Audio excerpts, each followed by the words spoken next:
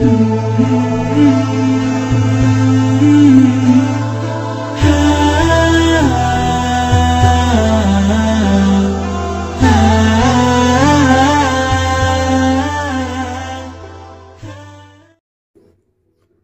beriman, Uwais Al-Qarni ini dilahirkan di Jazirah Arab pada tahun 594 Masehi dan wafat pada tahun 657 Masehi di Siffin.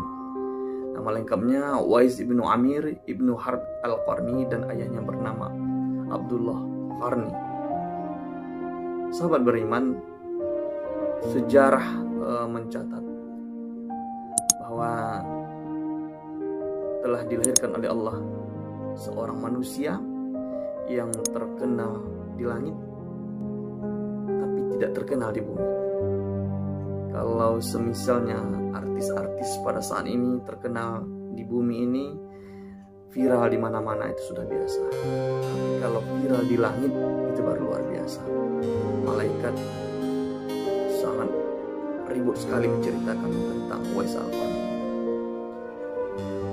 Sahabat beriman, Uwais Al-Qarni ini dikisahkan dia adalah seorang yatim yang tinggal bersama ibunya yang dalam keadaan sakit dan lumpuh. Dia tinggal di negeri Yaman. Di satu sisi Uwais ini sangat rindu bertemu Rasulullah, tapi di sisi lain dia tidak mau meninggalkan ibunya. Dan ibunya mempunyai satu keinginan, yaitu ingin naik haji ke Mekah, ingin pergi haji, tapi kondisi tidak memungkinkan. Bagaimana caranya? Sedangkan kehidupan mereka pas-pasan, sahabat beriman.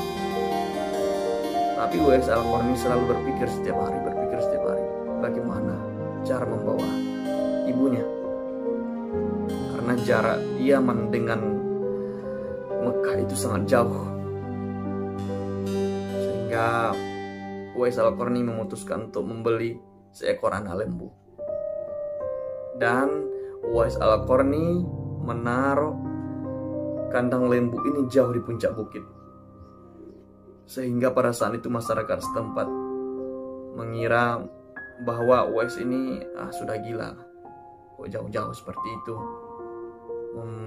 meletakkan kandang ternaknya. Setiap pagi Uwais turunkan lembunya dari kandangnya, diturunkan ke bawah. Kemudian sore hari digotong lagi, dibawa lagi ke puncak bukit sana. Sehingga pada musim haji tiba,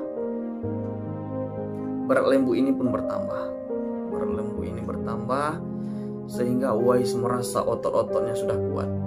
Ternyata sahabat beriman, tujuan Uwais Al-Qarni ini membeli anak lembu itu sebenarnya adalah untuk latihan. Bagaimana ia membentuk otot-ototnya agar dia bisa untuk menggotong ibunya dari Yaman ke Mekah. Setelah musim haji datang, Uwais Al-Qarni menggendong ibunya. Dinginnya malam melewati gurun tidak dihiraukan oleh Uwais. Begitu sayangnya pada ibunya. Karena melewati gurun, mengelupas, sahabat beriman, mengelupas kulit punggung dari Uwais Al-Qarni ini karena dinginnya gurun tersebut. Sampainya di Mekah, di depan Ka'bah, air mata ibu Uwais Al-Qarni ini tumpah. Kemudian Uwais Al-Qarni meminta kepada Allah, "Ya Allah, ampunilah dosa ibu." Kemudian sahabat beriman, ibu Uwais ini bertanya, "Kenapa engkau tidak meminta ampun kepada Allah? Kenapa engkau tidak meminta ampunkan dosamu kepada Allah?" Kemudian Uwais menjawab, "Wahai ibu, ketika Allah sudah mengampuni dosa ibu, otomatis ibu akan masuk ke dalam surga. Dengan masuknya ibu ke dalam surga, cukuplah dengan ridho ibu, maka aku akan masuk ke dalam surga." Luar biasa, sahabat beriman. Begitulah kecintaan Uwais Al-Qarni kepada ibunya. Uwais Al-Qarni ini dikenal manusia karena penyakitnya juga. Uwais Al-Qarni ini mempunyai penyakit belang di tubuhnya. Tapi setelah Uwais Al-Qarni pergi haji, seluruh penyakit belangnya dihilangkan oleh Allah terkecuali di bagian tengkuknya. Itu sengaja tidak dihilangkan oleh Allah agar Umar ibnu Khattab dan Ali bin Abi Thalib mudah untuk mencari. Dan singkat cerita, sahabat beriman, Umar ibnu Khattab dan Ali bin Abi Thalib berjumpa dengan Uwais. Kemudian mereka meminta doa sesuai yang diperintahkan oleh Rasulullah SAW. Kemudian seiring jalannya waktu, meninggallah Uwais Al-Qarni. Sehingga manusia pada saat itu keheranan. Banyak manusia yang berdatangan berebutan untuk menyelenggarakan jenazah Uwais Al-Qarni. Banyak sekali pada saat itu. Ternyata sahabat beriman, itu adalah malaikat yang diturunkan oleh Allah dari langit untuk menyambut manusia soleh. Jadi sahabat beriman, ketika engkau ingin dikenal di langit, tidak perlu dengan cara ini, dengan cara itu. Hanya ada satu, muliakan ibumu. Ketika ibumu sudah engkau muliakan, maka Allah juga akan memuliakan tempatmu.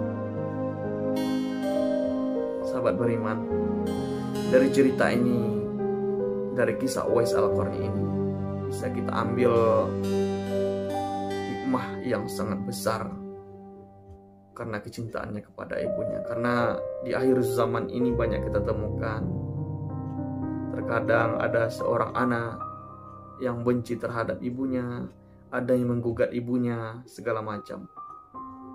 Jadi mari kita sayangi ibu kita sayangi orang tua kita. Wabillahi taufiq wal hidayah.